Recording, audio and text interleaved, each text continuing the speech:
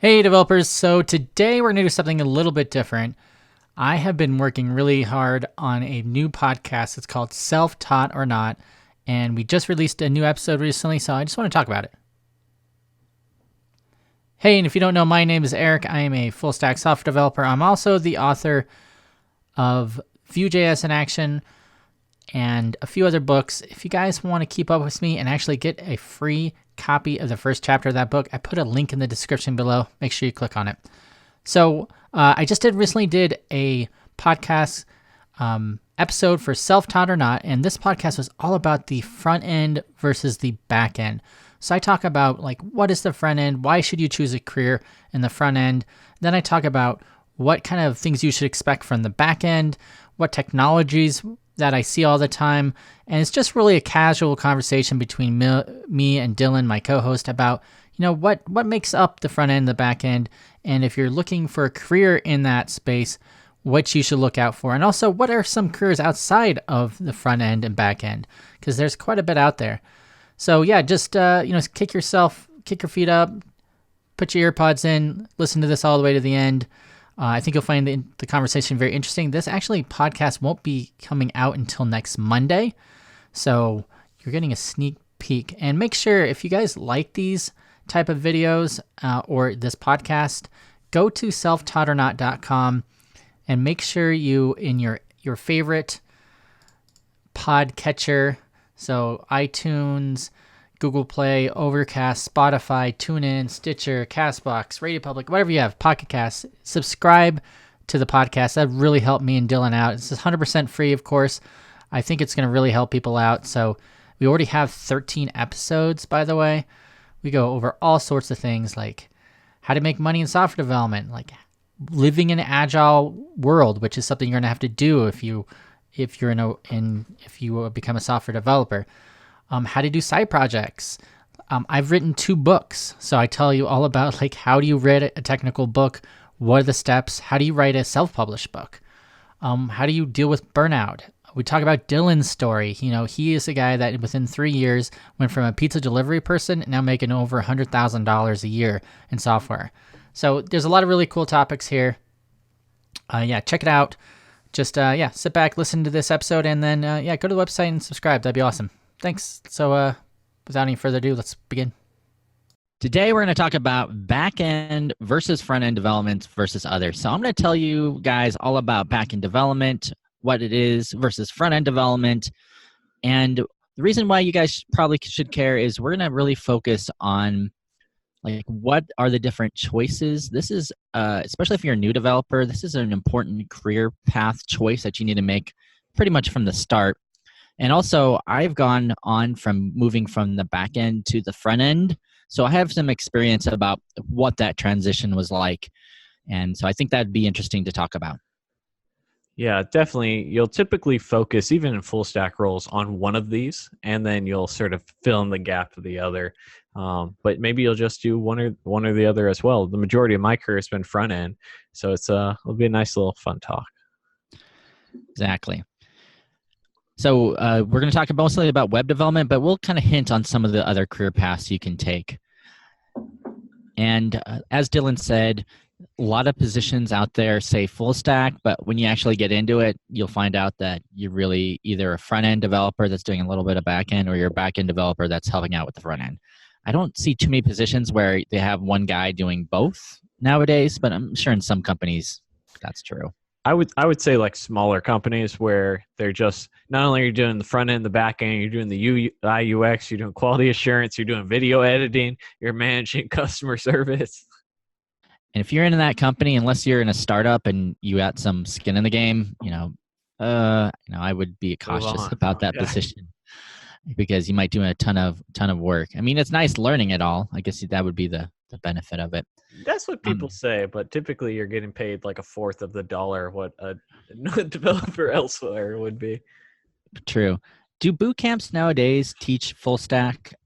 I don't even know. I know you deal with DevMount a lot. Yeah. So most boot camps will teach you full stack JavaScript. That's sort of the standard. And so they're going to teach you a little bit of JSON-based databases. They're going to teach you about routing. They're going to teach you about back end, front end, and usually it's MERN stack nowadays. So for people who don't know, that's MongoDB, Express, React, Express. and Node. Yeah, React is still pretty big. So that kind of dovetails nicely into the first topic, which is the back end. So if you are a developer and you're looking to get into the back end, what is the back end? So it's sometimes referred to as the server side, is another name of it. So really, in this type of job, when you're looking at the back end, you're really kind of working with the front end as it's kind of like a client-server relationship. The client sends information to the back end, and the back end ends up doing something and sending information back. So this is where you are going to deal with databases. So there's something called like NoSQL and SQL databases. We talked a little bit about. We just mentioned MongoDB, which is more of a NoSQL database. And then you also have like a SQL database that does MySQL and Postgres. I think you can actually do NoSQL and Postgres too. I'm not 100% sure. But you're going to be writing queries. You might have there's something called ORMs out there, which are like relationship management, where you can, instead of writing queries, you be writing that inside your code. You might there's a lot of different types of frameworks for the back end. So I'm going to try to kind of list a few. Ruby is a programming language, but the equivalent on the kind of the framework or web framework side of that would be something called Ruby on Rails. I think, would you say, Dylan, Ruby on Rails used to have its heyday about 4 or 5 years ago, but it's slowly being eclipsed by Node and other backend frameworks? I would say yes. So like when coding boot camps sort of started coming about, they were teaching Ruby and Ruby on Rails, and then they made a transition to Node and MongoDB and Express and the various sort of packages. And I think part of that is just the market, right? And I personally advise people to, I mean, you like Ruby, great, but you're going to probably have a harder time getting jobs because there's a bunch of Ruby devs and not as many new projects starting in Ruby nowadays. And like, I don't want to work in legacy, but that's sort of, I think, the direction it's going. Ruby blew up a few years ago. And of course, Ruby on Rails, they have version 5 out. I mean, it's still getting updated. Plenty of sites and projects are still using it, but definitely not quite as popular as it was before. Node, we just talked about Node Express. That's another backend language. Node would be a way you can create. Node is a JavaScript V8. How would you describe it? So it's essentially, Node is a consistent container running JavaScript is how I like to think about it. It's a runtime. And so in the past, JavaScript's been sort of stuck in the front end as sort of a script language, but they've taken it and turned it into a server essentially. And then Express is sort of the framework that you're going to use to handle some stuff like your routes and all the stuff you traditionally would do with a server-side language. And Express is probably one of the more popular frameworks, web frameworks for Node. However, there's certainly more out there. There's more kind of framework out there for Node that people use. There is Python. If you're leveling the Python programming language, Django is kind of one of the really popular backend frameworks. And what I mean by kind of web framework is it's going to set everything up so you can easily take in HTTP requests, do post, put, all those HTTP methods easily, and it's going to make it a lot easier for you. Elixir is kind of a more functional programming language. Phoenix is kind of the back end, or Phoenix is more like the web framework for it. I'm not going to even get into it, but the .NET stack is pretty big. You've worked at a couple places using the .NET in the back end, right? Yeah, I actually really like it. So like if I was ever going to branch out from JavaScript and dive into C# and .NET, I thought it was quite nice. The one thing I struggled with was .NET relies very heavily on I want to say it was the link sort of. I don't know if it's a library technically to do their queries, but that was something that I always struggled a little bit with to get comfortable with, which is sort of like a language within itself. Do they call them DSLs, domain specific languages? Yeah, exactly. Link is one of those. And then Java. Java has been around for many, many years. I think older than some of the .NET stuff out there. And so I think it's like almost the grandfather at this point. But there's, I think, modern day Java, which, gosh, they're up to Java like 11 or 12 now. They just keep upgrading it. Is Spring and Spring Boot are usually the kind of the frameworks that you want to use if you're getting into the Java world. And I haven't even mentioned a big one out there, PHP. I think PHP's web framework everybody uses is Laravel, but there's a few ones that are competing for the top notch for PHP. And PHP, in fact, is extremely still popular nowadays. If you've ever used a WordPress site, it's written in PHP. Yeah, I would say that it's slowly sort of been like PHP was really, really popular for quite some time because it was one of the very few like free server-side languages, so it's easy to get up and running. And I almost feel like now that you can sort of work with C# and it's not sort of behind this paywall anymore, that's sort of one of the reasons that it's sort of growing. Yeah, PHP has definitely been out there for many, many years. It's definitely right up there with Java. Did I miss any that you hear people using? I mean, there's always a ton of stuff. Go is one that I hear on occasion. I mean, there's so many. I mean, like Hulk Hogan has a programming language nowadays. It could keep going, but I think we covered all the main ones. Or at least, yeah. And Revel, I think, is a web framework for Go that people use. So keep that in mind. So when you're learning a backend language, you probably need to learn not just the framework, but also the underlying technology behind it. And sort of the core principles, right? One thing that I'm very big on is just focusing about sort of what it is that you're actually learning, right? You're learning that you're manipulating data, you're getting parameters, you're having standards to help with that, such as REST. And so, those sorts of things, I think that way, when you're going from PHP to C# or C# to Java, the transition is going to be much smoother because you're not, memorizing a whole bunch of stuff. You're really understanding what it is you're trying to accomplish. Yeah, I think if you work in the back end to that point, you really need to understand how information is passed in between the client to a server on the web. Like how is information getting in there? And that goes back to knowing the standards, knowing REST, how RESTful interfaces work, knowing how GraphQL works, how these different HTTP methods work, how you receive a post, a put. And then on top of that, you need to be able to take that information you're getting from the front end and being able to manipulate it in some way. Maybe you're working on a simple CRUD app, so you need to access the database. And by the way, when we say CRUD, if you're new, basically anytime you create, retrieve, update, delete, anytime you need to manipulate data from a database, usually we call that CRUD. And even doesn't have to be a database, just once you can be working with a flat file, I guess. Sure. If you're in an old school way. I actually did do that once. The database was based on a flat file. But anyways, so you kind of need to know those things, and it can get quite complicated, especially if you're in the Java or .NET where you're using a class OOP, object-oriented programming. You're dealing with a lot of classes and a lot of interfaces, a lot of abstract classes, and I've worked on many back-end applications because I did back-end development for many years where it was really complicated. Like I was pulling one class from here and there was 6 other classes that was kind of intertwined in between. And so it's a lot of work, and it has its own complexity. A lot of times you're working with, nowadays, the modern day way of creating apps is you have your back end is basically just essentially an API. The front end just contacts it to grab information, and either it sends on some authentication token if it has to be authenticated. But so that's the way it works. So the back end is going to be responsible doing things like contacting third-party APIs, and it's going to be responsible for handling authentication.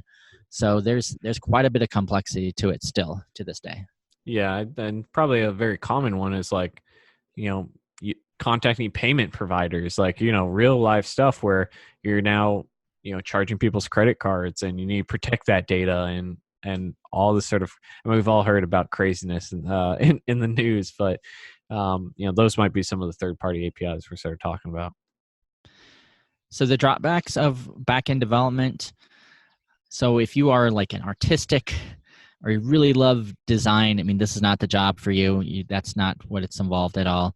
Like I mentioned before, it can be quite complex, just dealing with all the different APIs, dealing with authentication, dealing with different frameworks. The queries, right? So depending on how complicated the data models are, being able to query that and really figure that out is, to me, probably the most complex part. I worked at a company once where the back end had to work with a liquid base and do all this, and Jasper reports, and had to do all this reporting. And we would have these transact SQL queries that were like hundreds of lines long. It would be really complicated, and we'd have 10 different joins between 10 different databases, or 10 different tables, that is. So yeah, just to get your head wrapped around that's pretty complicated. Sometimes some companies have SQL DBAs just to do that part of the code because it becomes so complicated. Yeah, and I mean, that's all. It's definitely been growing in that direction also, as companies are realizing that they can get insight into their analytics and their sales and stuff like that. So that specific role seems to be growing quite a bit. It almost goes right into there's these new type of jobs, these data engineers, data science, where they have to analyze data. Everyone wants to kind of get a heads up on who their customers are, where they're coming from, how long they stay on the site, and you can have a big rabbit hole of how all that works, and definitely the backend would be involved in that. So let's go to something that I think me and Dylan are very much familiar with, is front end. So this kind of career path is you're essentially working in the browser and user interface mostly. So you're creating JavaScript and CSS and HTML to make so that the client and the people that will see it, your end users, will be happy. And this is a job that deals a lot with CSS. I mentioned JavaScript. The JavaScript aspect alone is as I'm not going to go into all the details because we've talked about it a lot, but there's just tons of complexity there with tons of frameworks. Things are moving really quickly. I would say things are moving more quickly in the front end. Just new technologies are coming out all the time. New ways of doing things are coming out all the time. So Yeah, you and keep up with it. I would say nowadays it's slowed down a little bit, but go 5-10 years back of just sort of tools that didn't exist before, things to manage packages, things to compile code.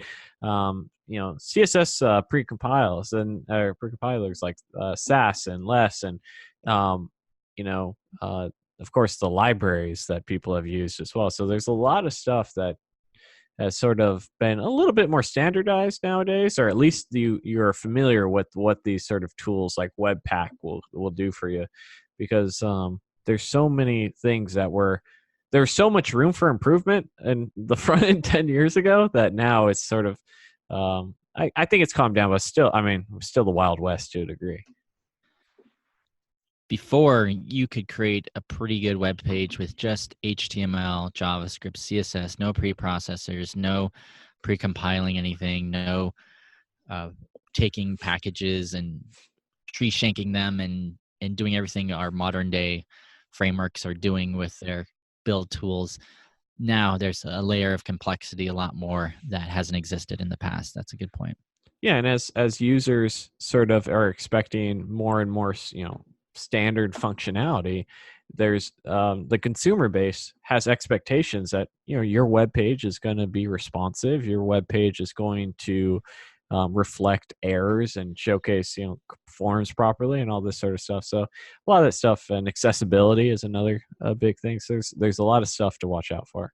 Yeah, which brings us to our sort of next point about popular frameworks. Yeah, there's tons of popular frameworks. I mean, I think React and Vue and Angular, Svelte, Ember.js are all making our jobs as front-end developers easier. And there's certainly component libraries, Angular material libraries out there that makes now components easier to create. But all this leads up to a lot of complexity in the front end.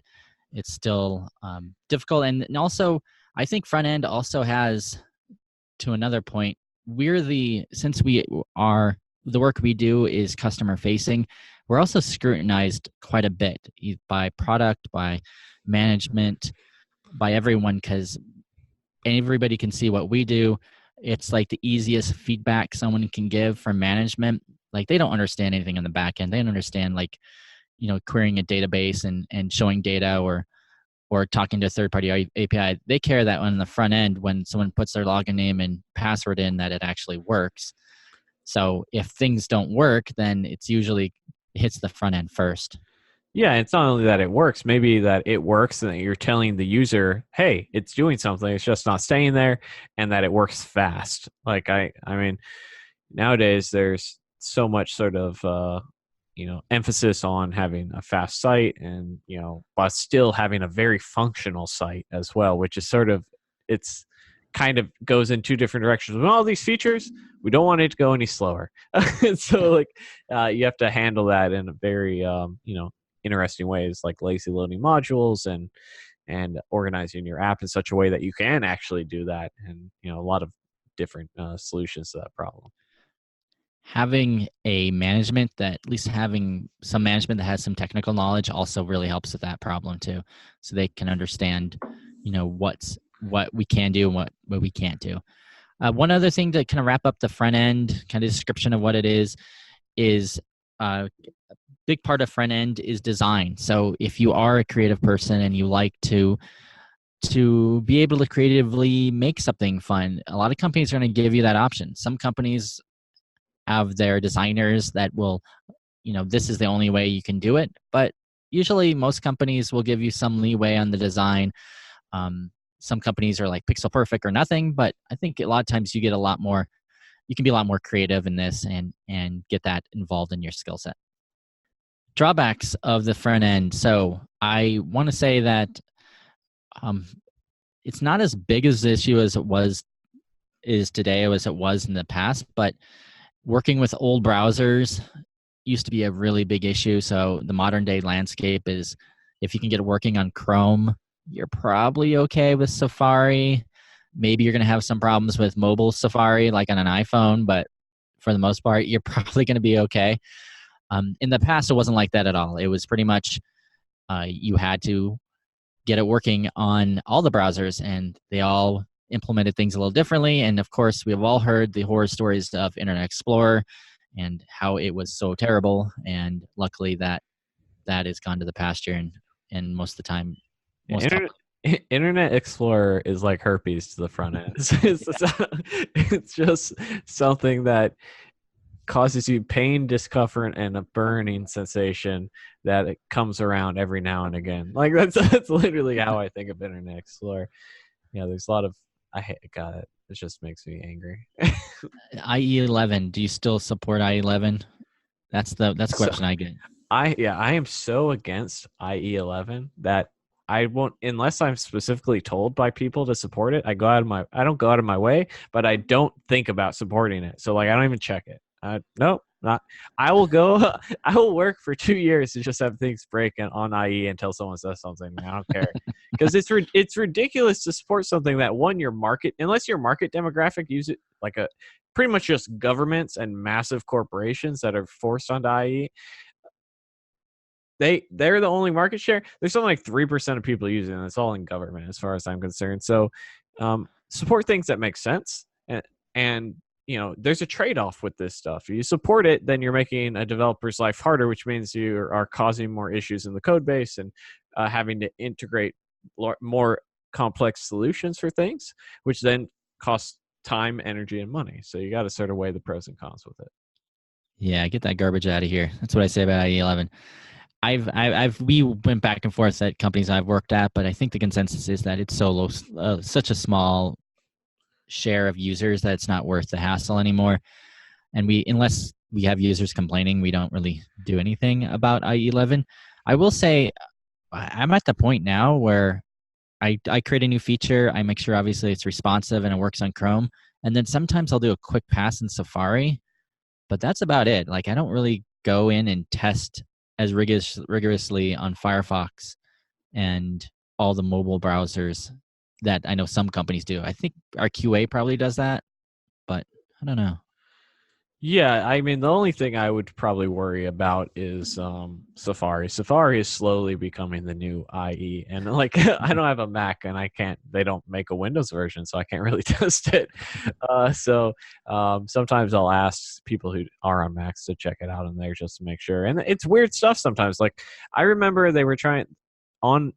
There's some Bootstrap class I had to solve an issue for that had where they handled padding differently for this specific Bootstrap thing when it came to like a div row, and was throwing off the responsive aspect of it. And then I had to go in and like, figure that out. And it's like, that's sort of strange. But yeah, you do have browser compatibility issues, but something like 75% of the web uses Chrome or something like that. And so most people have realized that. I probably have only in the last few years like had to fix a handful of compatibility issues with browsers. I don't think I've had much people complain about it. So luckily that's not a big issue anymore. The outside, one other drawback I would say, so my transition in my career was I went from back-end development to front-end development. And what kind of drove me crazy at first, although I think I'm much better at it, is CSS pixel perfect designs, where someone gives you like a sketch or Adobe Photoshop, and then you have to use the suite of CSS tools to make sure you can make it pixel perfect. It definitely takes a little bit of practice. I think me personally, in the last few years, gotten much better at it, but that was an annoying aspect to me. I don't know. Has that ever bothered you about? Maybe it's just me. I think CSS is one of those things that people don't put enough time into. Like I know that my CSS game has sort of stepped up in the last few years, and part of that is because of how much of a pain it was to do responsive design until recently. And like if you ever look into a legacy project where they're doing floats and clearing shit, and like it's like witchcraft. Like it's not a fun time. But yeah, I mean it nowadays. There's a difference between being able to design something and implementing a design. So nowadays I don't have an issue with it, but it takes practice. I think CSS is one of those things where it's just a practice thing, and the responsive aspects are now easier, so it's not as big of a deal for me. And then frameworks seem to change all the time too. I won't get into that, but like for example, Svelte started getting really big in the last like 6 months. Everybody's talking about it, and that's a new framework, JavaScript framework, which is not really a framework. They call it more of a compiler because it compiles out. But if you are trying to keep up with web dev, everybody's talking about Svelte. You probably feel some pressure to start looking into it. Maybe it's not your best use of time. Yeah, there's definitely in the front end a lot of tools, a lot of technologies that seem to, software in general changes fast, but I would say the portion, regardless of any industry, that changes like at a rapid pace is definitely the front end, in my opinion. But to your point, you said it's not as crazy maybe as it was a few years ago, maybe. Yeah, and it's a little bit easier because now you actually understand some of these concepts, and you're like, okay, well, what is Svelte trying to do? Well, it's just trying to make you do how you would actually think JavaScript and HTML and CSS would work together, and like I've used Gulp, and now I understand Grunt or Bower, or I've used one package manager, and so it's sort of these concepts carry over, and typically they're just better versions of existing tools and technologies. Or you've worked in one SPA, the other SPAs are going to have components and two-way binding, and so it's typically nowadays not as bad. Do you think that's an advantage? So once you learn one SPA or single page application really well, like you learn Angular or React or Vue really well, that's easy to then get another job using a different framework because you learned that one framework? It has been for me. Like I got hired for a Vue job, and I had worked in Angular, and before that I'd worked in Angular JS, got hired to work in modern Angular. But I think it depends on the individual. So there are plenty of jobs out there that will turn you down because you won't even get past HR. There's plenty of people that turn me down for React jobs because I don't have any React experience outside of personal projects, even though I could do a React course this weekend and just be just fine. But there are organizations that will see you and they're like, you're the type of guy that we want, or girl, and they'll be like, bring them in. This guy knows JavaScript, and that's our foundation.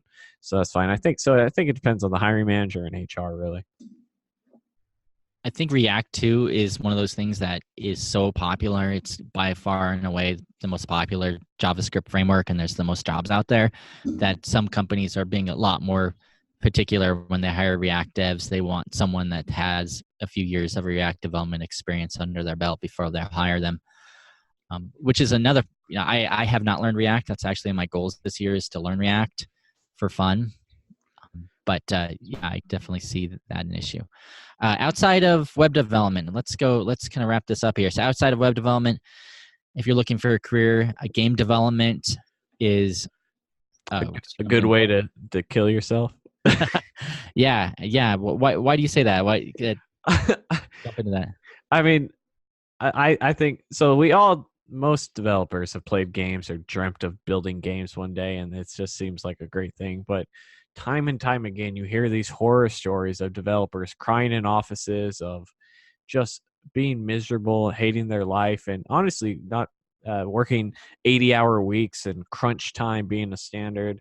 It definitely just doesn't seem like a good industry to go into. And if you do have a passion for it, there's no reason nowadays you can't create your own games and start there and sort of work your way up that way instead. I will say web dev in general is a pretty cushy career. It doesn't matter if you're working in back end or front end.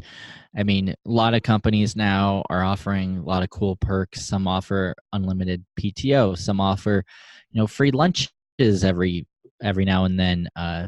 Work for flexible schedules is common. Working from home is pretty common. It's a pretty good job. So keep that in mind if you're looking into something like game development. I'm sure they have some perks, but it does sound like more pressure in general. And also, just no perks will make up for crying in an office at work. I assure you. Do you think those perks in web development are worth taking a job for? Because some people say that it just becomes the new normal after a while, and it's not that big of a deal if they have a foosball table in the office, or you get free coffee or free lunch. I more care about perks that actually matter. So like good PTO, a lot of holidays, bonuses, profit sharing, free lunches is a perk I like. Remote days, flexible schedules. We have a Super Nintendo in the break room. No one plays that. Because I mean, if you no one's going to sit there and let you play games all day or play ping pong. You might sit there for 5 minutes. And the companies that I have worked at that have done stuff like that, no one does it. And then they almost use it against you. So I more so would prefer a good 401k or like stuff that matters. But the only thing I actually like is free food and drinks, because that saves me money. But that's a great podcast. We're going to get into the perks of being in web development. I bet we could bust a ton out. I like that. I've seen that too, where there's a game system somewhere in the office, or they put an arcade game, and then you feel almost guilty taking time out and playing on it because people will look down upon you. Yeah, or beer at work and stuff like that, and it's man, what are we doing here? So, and also, by the way, just one more thing on game development. You used to have a CS degree, and that's really no longer a requirement. It just they've moved away from only hiring people with CS degrees. And furthermore, front end, back end, you don't have to have a computer science degree to get in certain jobs. It certainly helps to have one. But once again, that's a different topic for a different time. I've seen companies hire outside of web development. There's tons of embedded development developers out there.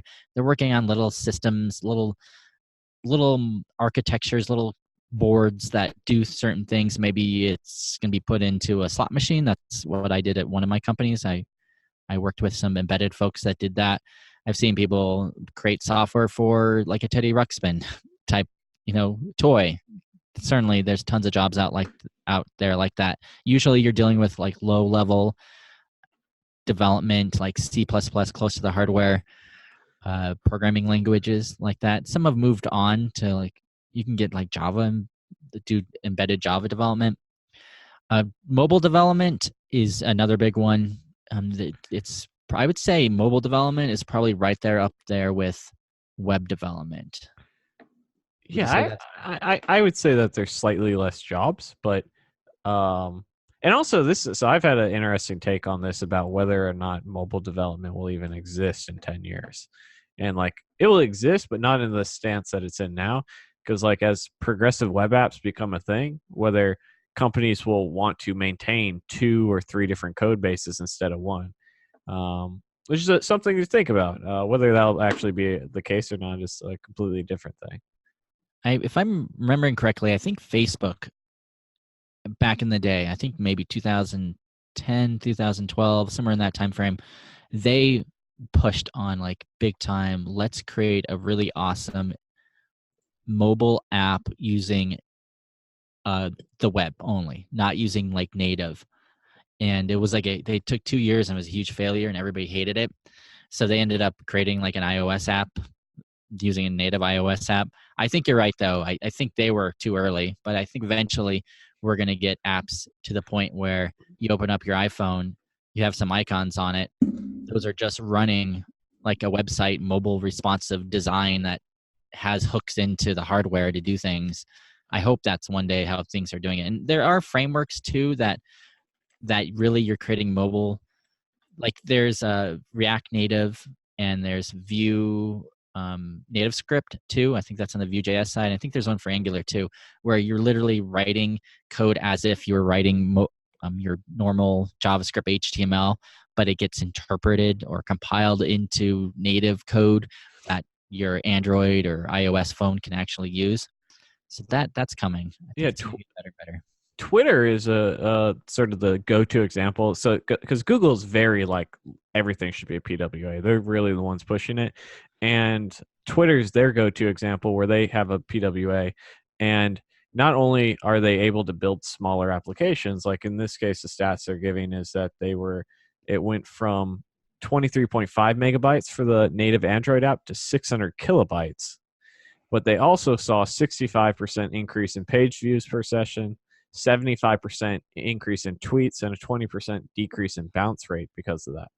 So, so there's a lot of that's their go-to example. I think personally, it's always going to come down to a money thing, and like, hey, we can build one feature once, or we can build one feature 3 times, and then once sort of the world gets on board, that will be sort of the standard and norm.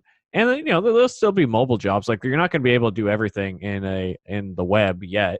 But like games are still going to probably be a native version on sort of mobile. But there will be some websites that are just web apps for the most part that are being converted over. I think that will probably take that place.